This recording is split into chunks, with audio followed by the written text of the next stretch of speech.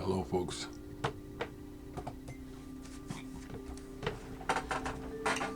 Catherine Wheel today.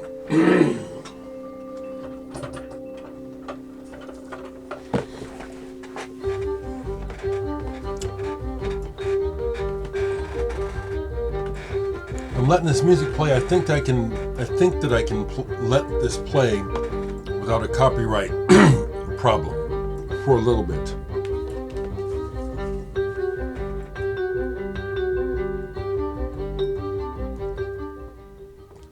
It is Thursday, the 17th of August.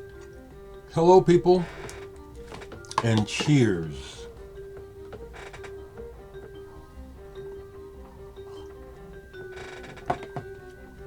What I'm playing is the latest release by Sonder. It's Sender number 3. Now, this is early. It's not released yet. It doesn't come out for a while.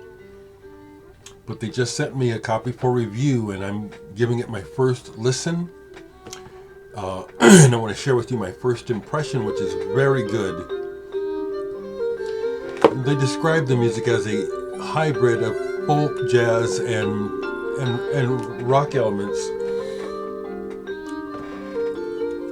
As you can hear, it's lovely, and it's primarily the vibraphone and violin.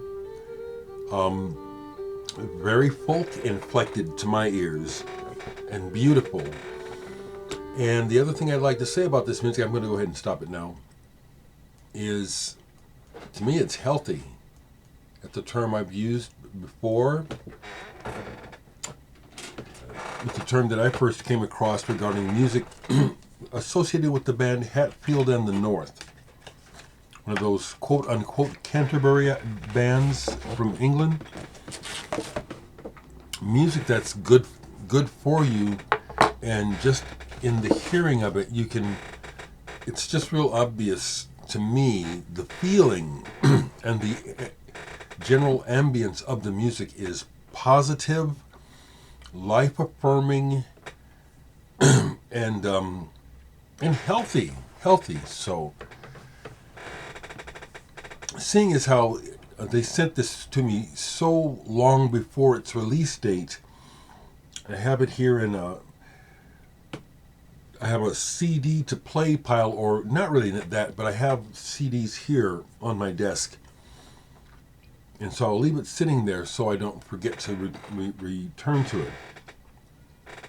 So yesterday I had, for you that have watched it, my conversation with Edward Caspell of legendary Pink Dots Tear Garden. It was wonderful. I don't assume, well, this chair, I've had it long enough now that I need to oil it. Can you hear it? Legendary Pink Dots, I dare say, is an acquired taste. There's a sort of band that has a sound that's very unique, and you love them or hate them, I think. When I first heard them, I was actually pleased and even a little surprised to find out that I have their first appearance on vinyl. Their very first recordings were released on cassette, like a lot of people did back in the day. But I bought this when it came out, and when it came out, I'm amazed this was in the record store here in Omaha, if it was, but part of what got me to buy this was seeing their name on it, but also the Lemon Kittens with Danielle Dax and Carl Blake, and Martin Bates from Eyeless and Gaza. Those are people who I was already familiar with and kind of following. So when this came out, I think there was a positive little write-up about it in the English Music News, which also tipped me off to it. But as I was saying to Edward, the sound of his voice, even though the instrumentation on this track frankly sounds cheap, it's what they do with it and where they take you with that limited resource. I have to agree with what some people who follow him say about him, that there's a bit of genius about the guy. I loved his humility. I also really loved the fact that he was so down to earth, and that's what I appreciate about artists who I intuit that I would like as people. You know, it comes through in their art, but he seems to be well grounded and sees things the way they are and speaks on it. I'm glad I spoke to him about when I saw him, because when I met him after the show, he was very intense, and I mistakenly assumed it was because I thought he had probably dosed for the show. When after talking to him, believing what he says, what I experienced was him coming down from the state that he gets himself into for the show, because it was a very good show. They transported us, like I said. If you haven't watched that interview, watch it. And it's, again, no thanks to me aging. I do drink a lot of coffee, so I end up going to the bathroom a lot. And sure enough, I had to. It's happened in a couple of the other interviews. People take it in stride. It's reality. So, what else is going on? Right quick, let me be, since you can see it, Sender number 3. Sender 3 is the music you heard at the beginning of the video. Seek them out. Look them up. Sonder, not Sender. Sonder, Sonder. Look them up. I'll leave the Bandcamp, okay? To go a little further, because I love these exchanges when I have them with other artists. It did inspire me. It was inspiring to see and hear him talk about how his work ethic and how he's in it for the creative process itself. Was never trying to get famous. None of that shit, you know. It's fine for those who want it. But he is the sort of person I want to champion and have always championed, which is these are the real artists. These are the real music makers. These are the people who are really in it for the moment of creation. And you know, him sharing how he works at home humbly, very much like I do, it inspires me to be even more self-assured about what I do and not worried about pleasing people, because it's still a nagging thing in the back of my mind and probably a lot of people who make art and music. Like he said, and I agree with it, we make the art for ourselves. We want to please ourselves. But in that act that we please ourselves, we want others to hear it. We want others to experience it. And so I'm just going to keep on doing what I'm doing. It does strike me that if I were to ask him to collaborate, he probably would, but it's not the purpose of making the connection. If something arises like that, I'll pursue it.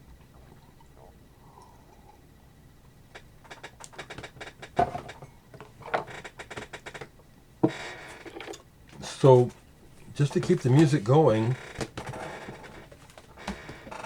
I pulled this yesterday. You can't see, there's no cover. It's a Pat Metheny group promo single. 2 special versions is what it says on here from the album Still Life Talking, which is a beautiful album. But So It May Secretly Begin, and It's Just Talk. Both are listed on here as special versions of the songs. I have the album so I can compare them to see how they're different, but I haven't done it. I just played this. This is music that, to me, is beautiful and healthy and life-affirming and full of sunshine. A lot of Pat Metheny's chords and changes are just very much like the beauty of the Midwest is what I would say.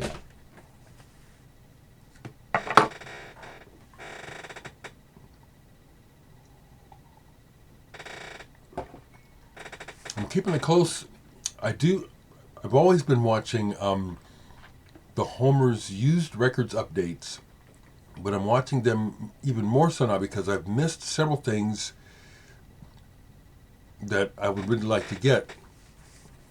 And since I've been watching more carefully, thankfully, I've been able to grab a couple things that I've been after or have been interested in having but never had before.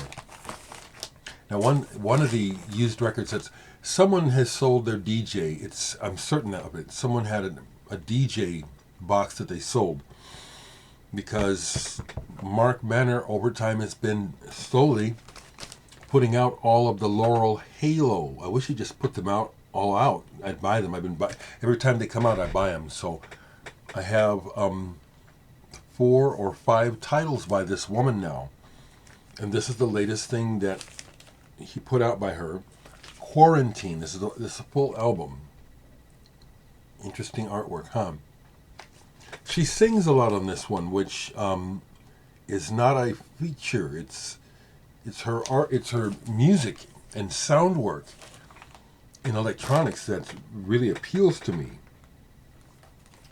This cover is, if you look at it closely, it's a bit disturbing. Kind of like real life, huh? I got that. This is the cover that got me to go down for this batch. Not that I really collect this band, but because it's part of my history, and it's one of those records that back in the day I wouldn't have bought unless I had a lot of money, because I wanted to know, but it wasn't high on my list. And this is music of teenagedom. This music has not necessarily aged well, but it has a cover I really like, and so when I saw that they had it, I called, said, "Is that still there? I want that." And it was. So I got Pink Fairies, Kings of Oblivion. Now, just first off, just check the cover. It's simple. Pigs on the wing with sunglasses. Kind of silly. Kind of cool. Twink with Paul Rudolph. Now, Larry Wallace is on here. And Sandy on bass. This does not have the inserts, which I don't care about, because that stuff was like the insert which had pictures of the band. Well, that's for kids. I don't need that. This is good though. It's kind of what's the term, Geordie? These are a bunch of Geordies referring to. Oh, I know what it means inherently. It's a little rough around the edges, but it rocks, and there's also a little bit of progressive tendencies in places here. Really glad I bought this.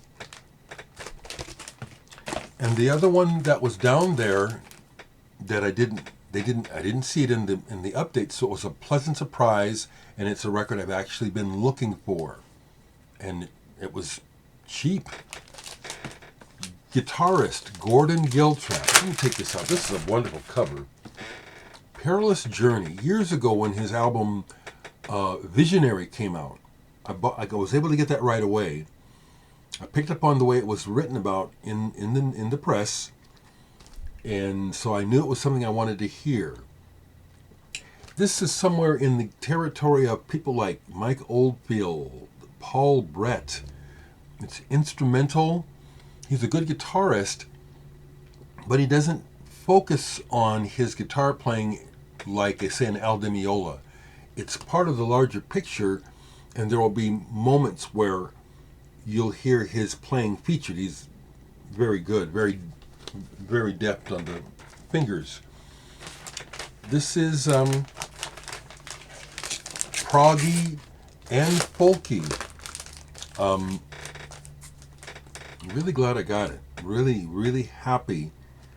So with that in mind, I am looking forward to seeing what comes up in the used updates for today. If anything's good, I'm going down. I sure am. Oh, I want to say thank you, Trish. I don't take your CDs for granted. I do actually play them at least once, and it was very cool to see that you included a track from me and Cubby and Blake on your Beach Time Mix #1. Thank you. Rather interesting to be programmed. I love how this starts with Soul Sauce by Cal Jader, going into a track by Madness, then a couple of reggae tracks. So you do impress me with your, you seem to have a pretty deep knowledge, Trish. Then The Critters with Mr. Dyingly Sad. I love that song. Still have the single. Going into Ray Anthony, Soul Brothers, and then us with Singing Bowl. What an interesting program. Thank you. I'm honored, Trish. Thank you very much. Before I go, let me see if there's... Okay. Did I show this?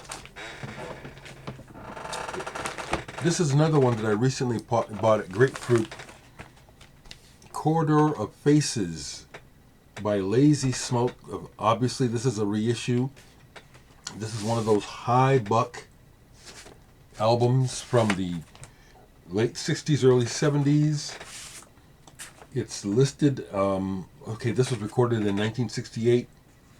This comes up on psychedelic lists, but this is pop music, pop, rock and pop.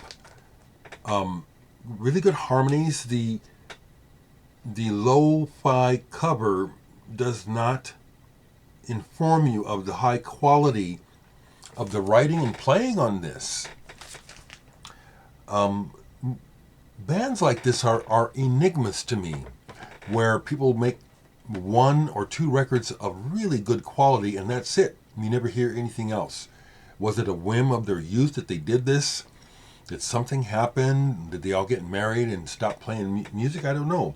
But this is one of those bands where it's like, wow, this is really good. Lazy Smoke. Only 1 album. I do see that Grapefruit has a posthumous release of theirs of more demos and stuff. I don't know that I'll buy that, but I always find that interesting. Okay, oh geez, there's more here. I don't think I showed this. If I did, I don't remember. Okay, so in my last couple of trips, this is one that I picked up that was marked down. I don't think I've talked about this. The Pineapple Thief, Little Man. Now this band is on the K-Scope label that puts out some cool stuff by Porcupine Tree and bands like that, and artists like that. It seems to be a label of quality. I've been trying to get into the Pineapple Thief, and I'm going to have to listen to this some more because my first listen to this is indeterminate. It's like the actual appeal of this band is still beyond me. Gavin Harrison of Porcupine Tree is not on this album, but he is on more recent Pineapple Thief records. So I want to discover what it is about them that got them on this label and the regard that they do, because every time I hear them, and I've listened to them before this online trying to get it, I don't get it yet. Excuse me. But since it was marked down, I said, let me get this, and that's the way to find out about music, is to experience it, to do needle drops. So that's there, and that's it.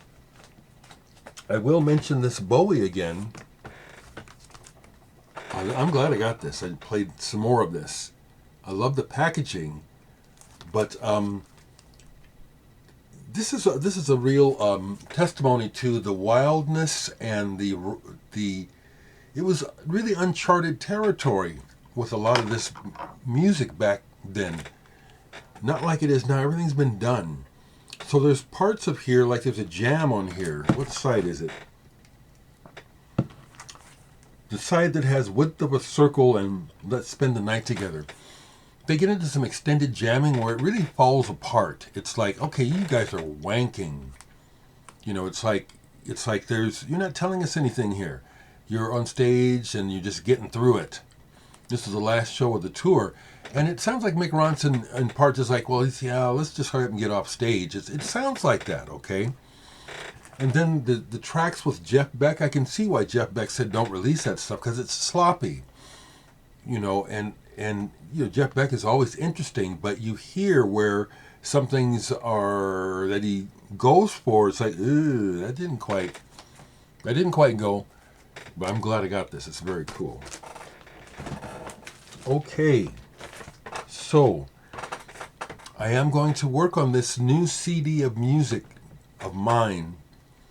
Like I said, it's not all new. It's like it's going to be like a compilation. I don't know what I'm going to call it yet. I'm going to work on that programming today and take a look around for some art. I'm not automatically going to use the art of my nephew Gabriel because there's so much to choose from, and I might even do the art myself. How are you all doing? I'm going to avoid talking about current events because it's very bizarre right now. Things are very bizarre, politically very bizarre. Okay, have a great day, everyone, and stay in touch.